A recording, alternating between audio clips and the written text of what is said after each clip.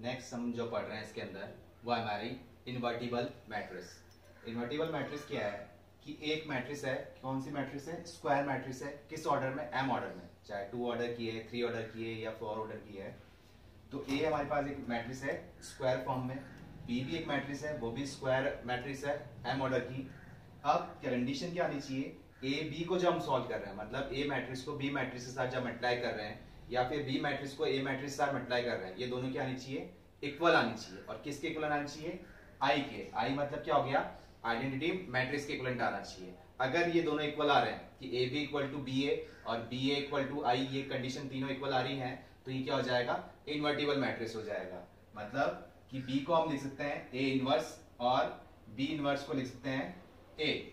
इन दोनों में से किसी को भी हम यूज कर सकते हैं। इनवर्स फॉर्म क्या आ रही है कि ए इनवर्स तो क्या हो जाएगा? B is the inverse of A and A is the inverse of B. जैसे कि ए हमारे पास एक मैट्रिक्स है 2 1 3 2, बी एक मैट्रिक्स है हमारे पास 2 -1 -3 2।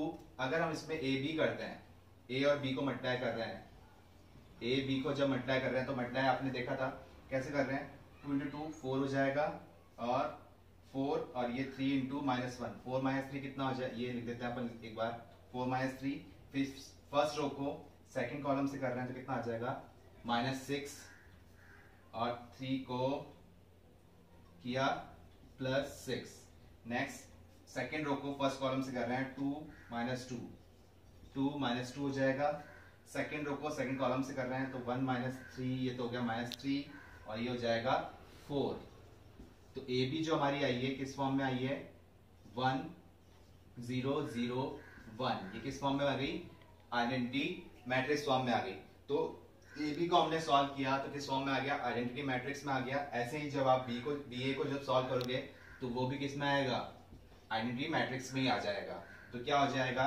उसको हम लिख सकते हैं A is the inverse of B and B is the inverse of A form लिख सकते हैं। ये चीज आपको ध्यान रखनी है क्या कि इन्वर्टिबल मैट्रिक्स क्या होती है कि जब दो स्क्वायर मैट्रिक्स का हम प्रोडक्ट कर रहे हैं, सेम ऑर्डर की स्क्वायर मैट्रिक्स का, तो A B equal to B A equal to I आ रहा है, तो किसके इक्वलेंट जा रहा है? वो आई के। तो अपने पास कंडीशन क्या होगी? B is the inverse of A या A is the inverse of B. Next इसमें हमारे पास टॉपिक है एलिमेंट्री ट्रांसफॉर्मेशन और elementary operation of a matrix. इसको हम रो ट्रांसफॉर्मेशन भी बोल सकते हैं कि एलिमेंट्री रो ट्रांसफॉर्मेशन या एलिमेंट्री रो ऑपरेशन। ये कैसे सॉल्व कर रहे हैं? इसकी कुछ प्रॉपर्टीज है।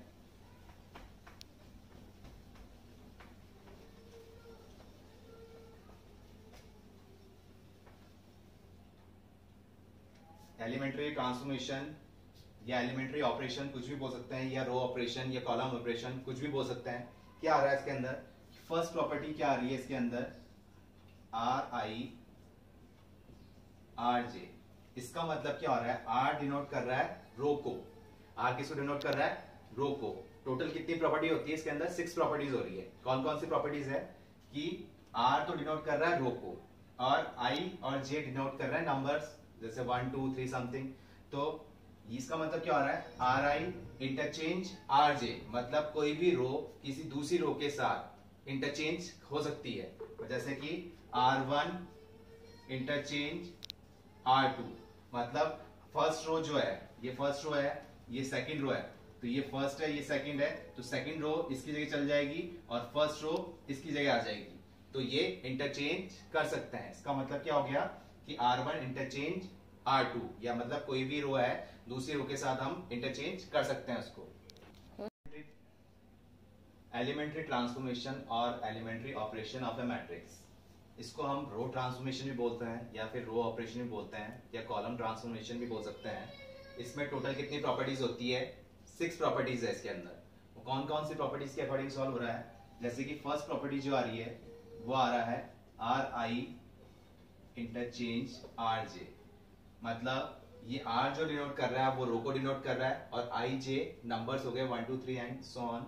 जैसे कि इसमें इसका मतलब क्या आ रहा है कि आर आई और आर जे मतलब कोई भी रो आपस में इंटरचेंज कर सकते हैं। जैसे फर्स्ट रो और सेकंड रो को इंटरचेंज करना हो क्वेश्चन डिमांड के अकॉर्डिंग तो हम कर सकते हैं कि फर्स्ट रो को सेकंड रो के साथ चेंज कर रहे हैं तो सेकंड रो तो फर्स्ट रो की प्लेस पे आ गया और फर्स्ट रो सेकंड रो की प्लेस पे आ गया। और या फिर R1 इंटरचेंज R3 करना हो हमको तो भी हम कर सकते हैं कि R1 तो R3 की प्लेस पे चला गया, पूरे के पूरे एलिमेंट्स मतलब R1 के जितने भी एलिमेंट्स थे वो पूरे किस में चले गए, R3 रो में चले गए, और R3 के जितने भी एलिमेंट्स थे वो किसके अंदर आ गए, R1 के अंदर आ गए। फिर नेक्स्ट जो प्रॉपर्टी है वो इसके अंदर वो है किसी भी रो के अंदर ये इंटरचेंज का साइन हुआ कि RI RJ का इंटरसाइन, ये RI का मतलब हो रहा है कि RI मतलब किसी भी रो के अंदर हम स्केलर कंपोनेंट से उसकी रो के एलिमेंट को मल्टीप्लाई कर सकते हैं। फॉर एग्जांपल क्वेश्चन डिमांड के अकॉर्डिंग हमको चाहिए कि रो 1 के अंदर 2 से मल्टीप्लाई करना है, तो हम क्या लिख देंगे, R1 इसको हम स्टेप से लिख देंगे R1 equal to 2 times of R1, मतलब कि R1 के जो भी एलिमेंट है हमने किससे मल्टीप्लाई कर दिए, 2 से मल्टीप्लाई कर दिए। और अगर डिवाइड करना है तो हमने क्या कर दिया, R1 1/2 R1, मतलब R1 के अंदर क्या कर दिया, 1/2 से R1 को मल्टीप्लाई कर दिया। नेक्स्ट प्रॉपर्टी जो है इसके अंदर है, थर्ड प्रॉपर्टी, वो है किसी भी रो के अंदर हम कर सकते हैं कि जैसे RI plus K times of RJ, मतलब इसका मतलब क्या हो रहा है कि फर्स्ट रो को हम ऐड कर रहे हैं किसी रो को मल्टीप्लाई करके, जैसे कि R1 में हमने कर दिया, क्या कर रहे हैं, R1 में हम चेंज कर रहे हैं, क्या चेंज कर रहे हैं, R1 plus twice of R3, मतलब R1 को कैसे चेंज कर रहे हैं कि R1 के अंदर पहले R3 को 2 से मल्टीप्लाई कर लिया और ऐड भी कर लिया R1 के अंदर, ठीक है। तो अब वो जो फॉर्म बनी है, पूरे एलिमेंट जो बने हैं वो कहलाएगी R1, या माइनस भी कर सकते हैं यहाँ पर, वो सब किसके अकॉर्डिंग आ रहा है, क्वेश्चन डिमांड के अकॉर्डिंग आ रहा है। तो ये तीन प्रॉपर्टी हुई कि किसी भी रो को दूसरी रो के साथ में हम इंटरचेंज कर सकते हैं, किसी की रो के अंदर हम इसके कंपोनेंट के अकॉर्डिंग उस रो को मल्टीप्लाई डिवाइड कुछ भी कर सकते हैं, किसी भी रो के अंदर हम ऐड और सेपरेट कर सकते हैं किसी दूसरी रो को किसी टर्म मल्टीप्लाई करवा के भी, मतलब पढ़ लो कोई नंबर ऐड सेपरेट नहीं कर सकते हम रो के अंदर या कॉलम के अंदर, इसलिए रो के अंदर रो ही ऐड हो सकती है या फिर सेपरेट हो सकती है, रो और रो को मल्टीप्लाई भी नहीं कराएंगे किसके अंदर, एलिमेंट्री ऑपरेशन के अंदर। ये तीन रूल ही हम यूज करेंगे किसके अंदर, रो ट्रांसफॉर्मेशन के अंदर। मैंने बताया था इसके अंदर कितनी प्रॉपर्टीज है, टोटल 6 प्रॉपर्टीज है, तो 3 तो हमारे ये आ गई, और 3 किसके लिए हो जाएगी, कॉलम के लिए हो जाएगी। ये जो हमने अभी इसके लिए किया ये किसके लिए आ जाएंगी, 3 कॉलम के लिए हो जाएगी। उसको कॉलम को हम स्टेप से लिख लेते हैं कि CI इंटरचेंज CJ, मतलब फर्स्ट कॉलम को इंटरचेंज करते हैं सेकंड कॉलम के साथ, ये हो जाएगा CI को हमने कर दिया K टाइम्स ऑफ CJ, इसके अंदर कर देते हैं CI, मतलब C1 में हम चेंज कर रहे हैं कितना times, K times of CJ, same property use हो रही है। तो 3 प्रॉपर्टी ये हो गई, 3 ये हो गई। ये अलग अलग क्यों आ रही है अपने पास कि इस क्वेश्चन को जो आप फर्स्ट स्टेप जो स्टार्ट करेंगे, अगर आपने रो वाइज स्टार्ट कर दिया तो अप टू एंड आपको रो वाइज ही सॉल्व करना पड़ेगा, और अगर आपने कॉलम वाइज स्टार्ट कर दिया तो अप टू एंड आपको कॉलम वाइज ही इसको सॉल्व करना पड़ेगा। ये नहीं कि आपने एक स्टेप तो रो वाइज कर दी और एक स्टेप कॉलम वाइज कर दी। इसके अंदर क्या करना है आपको कि ए मैट्रिक्स आपको गिवन होगी, इसको आइडेंटिटी मैट्रिक्स बनाना होगा आपको। तो वो कैसे बनेगी आइडेंटिटी मैट्रिक्स, कैसे बनेगी, तो हम उसको क्या लिख देंगे, A इंटू IA। अब इसको ऑपरेशन, ये ऑपरेशंस लगा के इसको फॉर्म बनानी है हमको, आइडेंटिटी मैट्रिक्स बनानी है यहाँ पर, और यहाँ जो आंसर आएगा वही फाइनल आंसर होगा। तो कैसे सॉल्व कर रहे हैं क्वेश्चन के अकॉर्डिंग हम देखते हैं। अब जैसे क्वेश्चन है हमारे पास कि एक मैट्रिक्स है, इसको सॉल्व करना है, मतलब कि A इनवर्स हमको फाइंड आउट करना है, किससे, बाय यूजिंग एलिमेंट्री ऑपरेशन, मतलब किससे निकालना है, एलिमेंट्री ऑपरेशन से। हम रो वाइज करते हैं इसको, तो कैसे लिख सकते हैं इसको, हम लिख सकते हैं A equal to IA, A हमारे पास क्या है 1 2 2 -1, IA क्या हो जाएगा 1 0 0 1। ये मैंने 2 फॉर्म में क्यों लिखा है कि क्वेश्चन भी हमारे किस फॉर्म में है, 2 ऑर्डर फॉर्म में ही है, इसलिए आइडेंटिटी मैट्रिक्स को भी हमने 2 फॉर्म में लिखा है। तो A को IA लिख सकते हैं, नहीं लिख सकते, लिख सकते हैं कि कोई भी मैट्रिक्स यूनिट मैट्रिक्स के साथ में मल्टीप्लाई होगी तो क्या आएगा, सेम मैट्रिक्स आ जाएगी। जैसे अब इसमें करना क्या है, इस मैट्रिक्स को हमको आइडेंटिटी मैट्रिक्स बनाना है, मतलब कि इस एलिमेंट की जगह क्या आना चाहिए 1 0 0 1 आने चाहिए, और जो वो कैसे आएंगे जो हमने अभी 6 प्रॉपर्टीज देखी थी उनके अकॉर्डिंग आएंगे। तो कैसे आएंगे, अब कैसे करेंगे, तो एक फ्लो चार्ट बना लेते हैं हम इसके अकॉर्डिंग कि कैसे हमको चलना है। कि पहले तो 2 into 2 के अकॉर्डिंग फर्स्ट नंबर चेंज करेंगे, फिर सेकेंड, फिर थर्ड, फिर फोर्थ। इन पे फोकस रखेंगे हम कि पहले सबसे पहला नंबर ये चेंज करेंगे, फिर ये चेंज करेंगे, फिर ये चेंज करेंगे, फिर ये चेंज करेंगे, और प्रॉपर्टीज लिखते जाएंगे। जैसे कि अब मेरे को यहाँ पर क्या चाहिए 1 चाहिए, हमको रफली लिख लेते हैं कि हमको बनाना क्या है, हमको बनाना है 1 0 0 1 बनाना है। तो यहाँ पर फर्स्ट नंबर जो आना चाहिए वो क्या आना चाहिए 1 आना चाहिए। तो यहाँ तो ऑलरेडी 1 ही है, तो इसको तो चेंज करने की जरूरत है ही नहीं, तो ये हमारा ऑलरेडी चेंज हो चुका है, मतलब करने की जरूरत ही नहीं पड़ी। नेक्स्ट हम इस पे आ रहे हैं, तो ये नंबर अपने पास कितना है 2 है। अब 2 की जगह कितना आना चाहिए, यहाँ पर 0 आना चाहिए। तो 0 कैसे आएगा, तो 0 ऐसे नहीं कि आपने 2 में से 2 को सब्ट्रैक्ट कर दिया, क्योंकि किसी भी रो और कॉलम के अंदर हम कोई टर्म ऐड और सब्ट्रैक्ट नहीं कर सकते हैं। रो के अंदर रो ही ऐड होगी, या और कॉलम के अंदर कॉलम ही ऐड या सब्ट्रैक्ट होगी, मल्टीप्लाई भी नहीं करेंगे एलिमेंट्री के अंदर। तो या तो मैं कॉलम की हेल्प लूं या फिर रो की हेल्प लूं। अपन रो वाइज स्टार्ट करते हैं, सेम प्रोसेस कॉलम के लिए है। तो इसके लिए हम कर रहे हैं, इसको 0 बनाना है, तो 0 कंपेयर कैसे करूं, इससे कंपेयर करूं। अगर 1 की जगह क्या होता, 1 की जगह -2 होता और फिर हम ऐड करते तो क्या होता 0 हो जाता। तो क्या कर रहे हैं, मैं रो 2 के अंदर चेंज कर रहा हूं, क्या चेंज कर रहा हूं कि R2 minus twice of R1, मतलब R2 के, मेरे को सिर्फ इस पे फोकस करना है, इस पे फोकस नहीं करना, मेरे को सिर्फ ये नंबर चेंज करना है 2 वाला चेंज, मतलब इसको 0 बनाना है, इसी पे फोकस रखना है। तो क्या करूंगा कि ये -2 हो जाएगा, 0 बन जाएगा।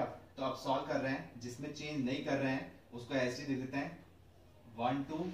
अब इसमें हम चेंज कर रहे हैं, क्या चेंज कर रहे हैं कि R2 minus twice of R1, तो ये रफली लिख लेते हैं 2 माइनस ट्वाइस ऑफ दिस, -2 कितना आ जाएगा 0 आ गया।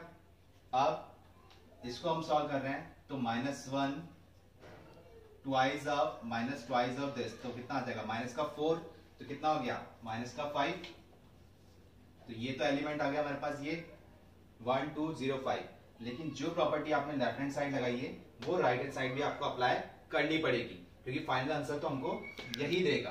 तो फर्स्ट रो में तो हमने कुछ चेंज किया नहीं, तो उसको ऐसे ही लिख देंगे, और जिसमें चेंज कर रहे हैं तो क्या कर रहे हैं R2 minus twice of R1, तो 0 माइनस ट्वाइस ऑफ दिस, तो कितना आया -2, 1 माइनस ट्वाइस ऑफ दिस, तो ये कितना आ जाएगा 1 आ जाएगा। ये हमारे फॉर्म बन गई, तो ये 0 भी बन गया, एक एलिमेंट और चेंज हो गया हमारे पास। अब नेक्स्ट हम फोकस कर रहे हैं किस पे, -5 पे, और क्या बनना चाहिए हमारा ये वाला एलिमेंट, इस पे पहुंच गए हम, तो वो कितना है 1 है। तो -5 को 1 कैसे बनाएंगे, तो अब जैसे कि हम कर लें कि इसको 2 से मल्टीप्लाई कर लें, जैसे हमने रो से अभी किया था कि हम इस रो को 2 से मल्टीप्लाई कर लें और ऐड कर लें। ऐड करने में कितना आ जाएगा माइनस का 1 आ जाएगा, लेकिन ऐड करने से होगा क्या, ऐड करने से इधर तो 1 माइनस का 1 आ जाएगा, लेकिन इधर भी क्या आ जाएगा 0 से नंबर चेंज हो जाएगा। तो हम ऑलरेडी 0 बना चुके हैं, उसको वापस चेंज कर देंगे तो वो गलत हो जाएगा।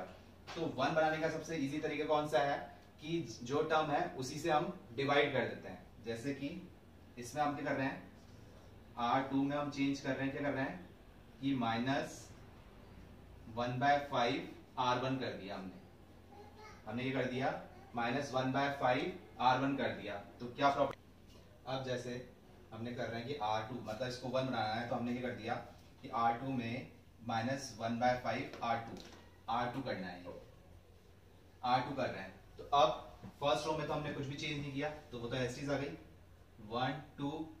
सेकंड में हमने चेंज क्या किया कि -1/5 से इसको रो को मल्टीप्लाई कर रहे हैं, तो ये तो 0 ही आ जाएगा, और ये कितना हो जाएगा 1 इक्वल टू जो आपने इधर प्रॉपर्टी लगाई है यूज की है वो इधर भी लगेगी, क्योंकि फाइनल आंसर तो हमको यही देगा। तो वही फर्स्ट रो में तो हमने कोई भी चेंज नहीं किया, सेकंड में कर रहे हैं तो ये हो जाएगा 2/5 और ये हो जाएगा माइनस का 1/5a। ये हमने सॉल्व कर दिया। अब इसके बाद हमको किसमें चेंज करना है, हमने ये भी हमारा चेंज हो चुका है। अब फाइनल आंसर जो है लास्ट वो हमको चेंज करना है, उसको चेंज करते हैं। कैसे कर रहे हैं अब कि अब मतलब जो नेक्स्ट स्टेप चलती जाएगी, जैसे अब हम यहां तक पहुंच गए तो इसको नहीं देखना है अब आपको। ये नहीं कि आप जो प्रॉपर्टी लगा रहे हैं वो इसमें लगा देंगे, इसमें नहीं लगाना है। नेक्स्ट टू नेक्स्ट प्रॉपर्टी चलती जाएगी स्टेप वाइज। अब आपको इसको 1 बनाना है, ओ सॉरी 0 बनाना है इसको, क्योंकि अपन को लास्ट ये नंबर चेंज करना है और वो क्या बनना चाहिए, 0 बनना चाहिए। तो वो 0 कैसे बनेगा कि हम रो वाइज चल रहे हैं तो रो वाइज कैसे करना पड़ेगा, इसको -2 से करना पड़ेगा। तो क्या प्रॉपर्टी ले रहे हैं, R1 में चेंज कर देते हैं, R1 minus twice of R2। तो फर्स्ट में हम चेंज कर रहे हैं तो 1 माइनस ट्वाइस ऑफ दिस, ये तो 1 ही रह जाएगा। 2 माइनस ट्वाइस ऑफ दिस, तो ये 0 हो गया। और इसमें तो हमने कुछ चेंज किया ही नहीं था, ये तो एज इट इज आ गया। इक्वल टू, अब यहां हमको सॉल्व करना पड़ेगा 1 माइनस ट्वाइस ऑफ दिस, ये कितना हो जाएगा 1 माइनस 4/5, मतलब कि 1/5। और 0 माइनस ट्वाइस ऑफ दिस मतलब कि 2/5। और ये तो एज इट इज आएगा क्योंकि हमने इसमें तो कोई चेंज किया ही नहीं, इनटू a। ये हमने सॉल्व कर दिया। अब जब हमारी ये मैट्रिक्स बन चुकी है, ये मैट्रिक्स बन चुकी है, तो हमने क्या करा इसके अंदर, ये आइडेंटिटी मैट्रिक्स बन चुकी है, तो a कहां जाएगा, नीचे आ जाएगा इस टाइप से। लेकिन मैट्रिक्स डिवाइड फॉर्म में नहीं जाती है, तो इसको हम डायरेक्ट क्या लिख देंगे, a इनवर्स। तो इसको डायरेक्ट लिख सकते हैं a inverse into i equal to 1/5, 2/5, 2/5 minus का 1/5। और कोई भी मैट्रिक्स आइडेंटिटी मैट्रिक्स के साथ मल्टीप्लाई होती है, मतलब यूनिट मैट्रिक्स के साथ मल्टीप्लाई होती है, तो वो सेम मैट्रिक्स आती है, तो आई लिखने की जरूरत नहीं है। तो हमें ए इनवर्स निकालना था, बाय एलिमेंट्री रो ट्रांसफॉर्मेशन से हमने निकाल दिया। क्या आंसर आ गया, ये आंसर आया। कैसे लिया, प्रॉपर्टीज यूज करते हुए निकाला। तो ये हमने पूरा क्वेश्चन किसके अकॉर्डिंग किया था, रो वाइज किया था। ये सेम प्रोसीजर आप कॉलम वाइज कर सकते हो, यानी कि आप फर्स्ट स्टेप तो रो वाइज कर रहे हो और सेकंड स्टेप कॉलम वाइज, वो चीज गलत हो जाएगी। तो ये हमने फोर्थ भी पॉइंट सॉल्व कर दिया। मतलब जिसको आपको चेंज करना है उस पे फोकस रखना है आपको, तभी इजिली प्रॉपर्टी आप सॉल्व कर पाओगे। एक और क्वेश्चन करते हैं हम इसके अंदर। अगर यही अभी हम सिर्फ 2 into 2 वाली मैट्रिक्स ही सॉल्व कर रहे हैं, ये क्लियर हो जाए, फिर हम 3 ऑर्डर वाली मैट्रिक्स पे जाएंगे। तो इसमें क्या है कि 2 1 1 2, तो हमको पता है कि इसको हम क्या लिख सकते हैं, a इक्वल टू IA, हम डायरेक्ट लिख देते हैं 2 1 1 1 इक्वल टू IA 1 0 0 1 A। अब इस मैट्रिक्स को चेंज करना है, वो किसमें, आइडेंटिटी मैट्रिक्स में चेंज करना है। किसकी हेल्प से, प्रॉपर्टीज की हेल्प से। कैसे सॉल्व करेंगे, और पैटर्न हम कर लेते हैं, फर्स्ट सेकंड थर्ड फोर्थ, ये हमको ड्रॉ करना है। तो पहले हम ये चेंज कर रहे हैं, तो इसको 1 बनाना है। तो 1 बनाने का सबसे इजी तरीका कौन सा हुआ कि या तो 2 से डिवाइड कर दें इसको, या फिर 2 में ये हमारे पास 1 है तो 2 में से इसको 1 को सेपरेट कर लें। तो डिवाइड करना भी सही है और सेपरेट वाला भी, लेकिन डिवाइड करने से हमारे क्या, ये वाली टर्म फ्रैक्शन फॉर्म में आ जाएगी। तो फ्रैक्शन से जितना बच सकते हैं हम बचेंगे, अगर कोई चांस नहीं है तो फ्रैक्शन में ही लाएंगे। तो अभी तो यहाँ हमारे पास ऑप्शन है, इसमें हम सॉल्व कर सकते हैं इसको। कैसे कि हमने इसको चेंज कर सकते हैं कैसे, R1 में चेंज कर रहे हैं क्या, R1 माइनस R2। तो इसमें हम जब लगा रहे हैं 2 माइनस 1 कर रहे हैं, तो कितना आ जाएगा 1, और ये 1 माइनस 1 कितना हो गया, 0 हो गया। नेक्स्ट, इसमें तो सेकंड में तो हमने कुछ किया ही नहीं, और जो प्रॉपर्टी हमने यहाँ लगाई है वो यहाँ पर भी लगेगी। तो 1 माइनस 0 1, 0 माइनस 1 माइनस 1, और ये एज इट इज हो गया। नेक्स्ट, ये हमने चेंज कर दिया है, अब इसको चेंज करना है। इसको कितना बनाना है, 0 बनाना है। 0 बनाने के लिए क्या करेंगे, क्लियर दिख रहा है कि इसमें से इसको सेपरेट कर देते हैं। तो R2 में चेंज कर रहे हैं, क्या चेंज कर रहे हैं, R2 माइनस R1।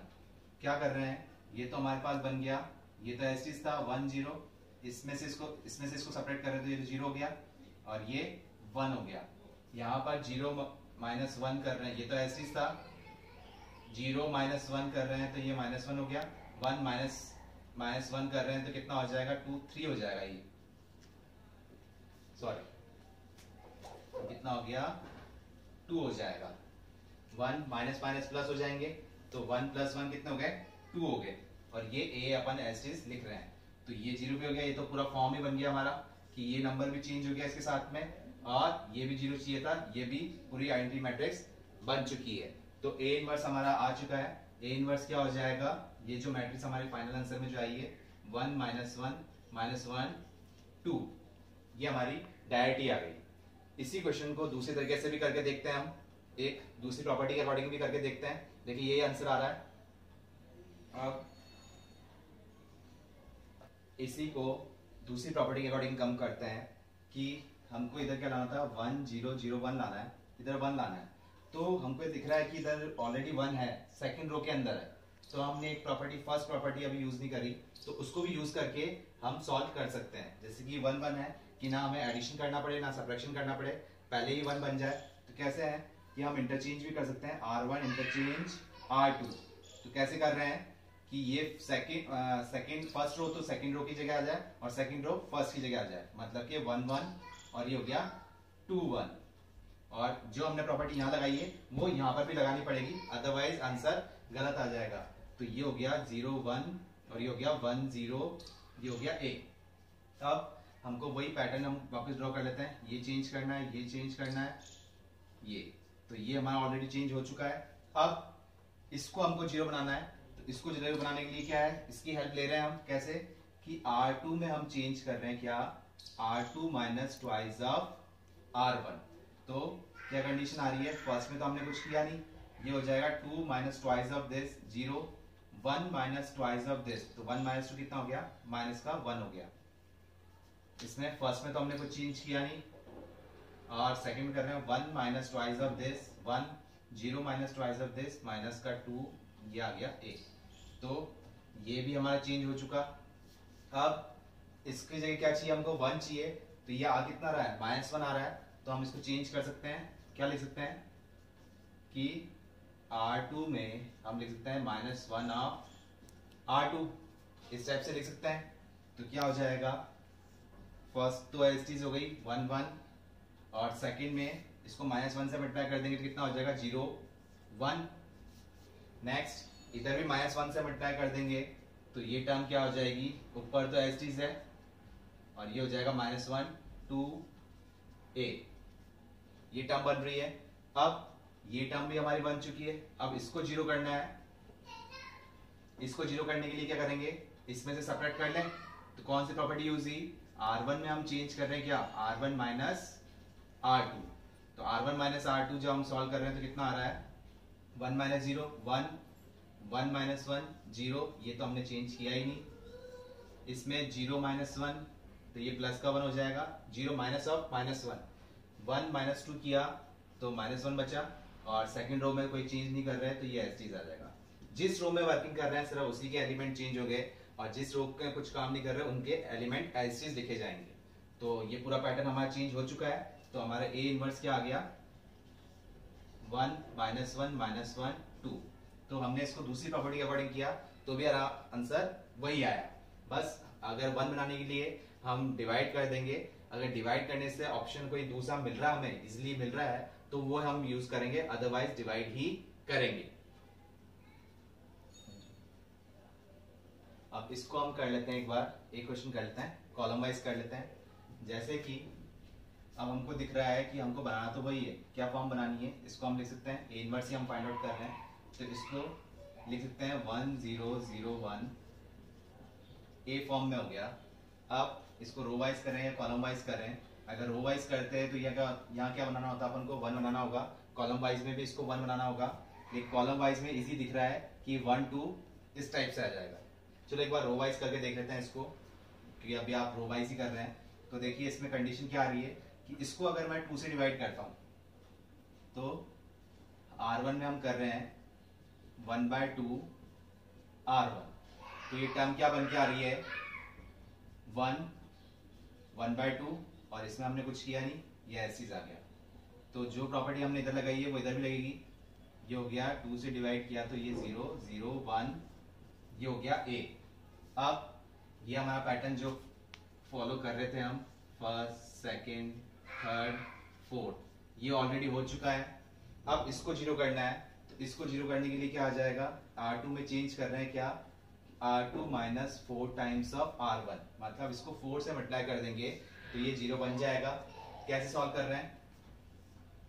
फर्स्ट में तो कोई चेंज कर नहीं रहे, सेकंड में चेंज कर रहे हैं, तो ये कितना हो गया 4, ये तो 0 हो गया, और 2 माइनस 4 टाइम्स ऑफ दिस, तो ये कितना हो जाएगा, ये तो 0 बन जाएगा ये भी, कि 4 इंटू हाफ कर रहे हैं तो कितना बन रहा है 2 बन रहा है, और वो भी क्या आ जाएगा माइनस का 2, तो ये भी क्या आ गया 0 ही आ गया। इधर जब हम चेंज कर रहे हैं तो ये आगे चेंज करने की दूसरी बात कि दोनों कंडीशन पे आपके पास क्या आ गया 0 आ गया, ये दोनों चीज नहीं आनी चाहिए। क्यों? क्योंकि एक तो आपको 0 चाहिए, दूसरा क्या चाहिए 1 चाहिए।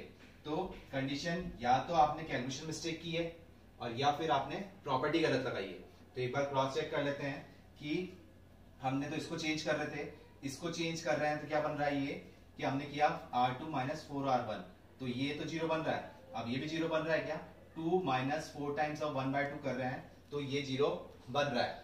तो अब जब हम इसको चेंज करते हैं कि इसको 1 बनाने की कोशिश करेंगे कि ये तो हमारा चेंज हो गया, लेकिन साथ में ये चेंज हो गया किसमें 0 फॉर्म में आ गया। अब इसको अगर 1 बनाते हैं तो 1 कैसे बना सकते हैं, इसको हम क्या करेंगे, ऐड तो हम कुछ कर नहीं पा रहे हैं, क्या करेंगे कि हमने प्रॉपर्टी करी कि इसको 2 से मल्टीप्लाई करके, इसको 2 से मल्टीप्लाई करके ऐड कर लें, तो 2 से मल्टीप्लाई करेंगे तो ये 1 बन जाएगा, और ऐड किया तो कितना आ गया 1 आ गया, लेकिन यहाँ तो 1 आ गया, लेकिन यहाँ जब 2 से मल्टीप्लाई किया इधर भी तो ऐड करना पड़ेगा, तो यहाँ पर भी क्या आ जाएगा 2 आ जाएगा, ये 2 1 बन जाएंगे। तो हमने इसको चेंज कर रहे हैं तो ये चेंज हो रहा है, और इसको चेंज कर रहे हैं तो ये हो रहा है। तो एक बार जब भी इस टाइप की फॉर्म आ जाए तो आप क्रॉस चेक करना है कि या तो आपने कैलकुलेशन मिस्टेक करी है या फिर प्रॉपर्टी गलत लगाई है। तो आपने देख लिया कि आपने प्रॉपर्टी भी सही लगाई है, कैलकुलेशन भी सही कर रखी है, इसका मतलब ये 0/0 फॉर्म बन रही है, इसका मतलब क्या हुआ A inverse does not exist, मतलब A इनवर्स एग्जिस्ट ही नहीं कर रहा है। जब भी ये फॉर्म बन जाए कि 0/0 फॉर्म बन जाए तो इसका मतलब क्या हुआ A इनवर्स एग्जिस्ट कर ही नहीं रहा है। ठीक है, अब इसको हम कॉलम वाइज भी करके देख लेते हैं एक बार, कि ये तो हमने कर दिया, रो वाइज कर लिया, कॉलम वाइज भी देख लेते हैं कि अब कॉलम वाइज कैसे कर रहे हैं कि हम इसको चेंज कर लेते हैं, मतलब C1 कॉलम को इंटरचेंज कर लिया किसके साथ में, C2 के साथ में इंटरचेंज कर लिया। तो अब कॉलम वाइज आपने स्टार्ट कर दिया तो पूरा क्वेश्चन किस में चलेगा, कॉलम वाइज ही चलेगा।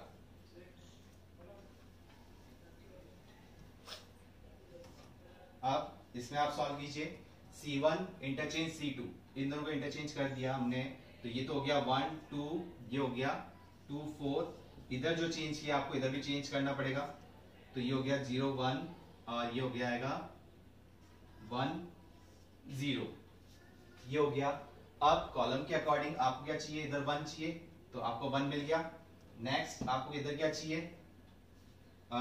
इधर आपको कंडीशन क्या चाहिए 0 चाहिए, तो 0 कैसे बनेगा, इधर कंडीशन 0 कैसे बनाएंगे आप, तो फॉर्म के लगानी पड़ेगी आपको, इधर फॉर्म के लानी पड़ेगी कि 2 से डिवाइड कर लें, पहले इक्वेशन कंडीशन क्या आ रही है, ये 4 बन जाए, कि मतलब इसको 2 टाइम्स करके R2 को हम 2 टाइम्स कर लें तो आप कंडीशन क्या हो जाएगी, ये चेंज हो जाएगी आपकी। तो आपके पास कंडीशन अटक रही है, तो हमने पहले कंडीशन क्या ले रहे हैं, इसको 2 कॉमन ले लेते हैं,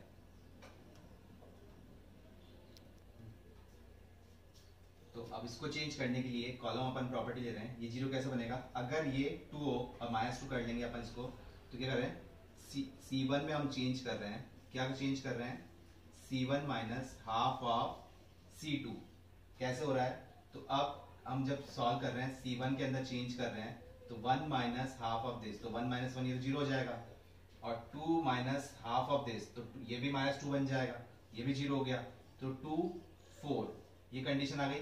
तो आगे सॉल्व तो हम बाद में करेंगे, पहले ये चेक कर लें कि डबल 0 साथ में आने ही नहीं चाहिए, तो आपके 2 0 एक साथ में आ रहे हैं, तो इसका मतलब ये गलत हो रहा है, तो या तो आपने कैलकुलेशन मिस्टेक की है या फिर प्रॉपर्टी गलत लगाई है। तो कैलकुलेशन हम एक बार दोबारा चेक कर लेते हैं कि 1 माइनस हाफ कर रहे हैं, इसको 2 से डिवाइड करें तो 1 बच रहा है, और माइनस कर रहे हैं तो क्या हो गया 0 बनेगा, इसको 2 से डिवाइड कर रहे हैं 2 बन रहा है, माइनस कर रहे हैं तो क्या बन गया 0 बन गया। तो कैलकुलेशन हमने सही लगाई है और कॉलम की प्रॉपर्टी भी हमने सेम लगाई है। तो ये क्या हो रहा है कि 0 एक साथ आ गया, मतलब हम इसको यहाँ 1 बनाने की कोशिश करेंगे तो ये चेंज हो जाएगा, और इसको चेंज करेंगे तो ये चेंज हो जाएगा। तो इसका मतलब यहाँ पर क्या हो गया, A inverse does not exist.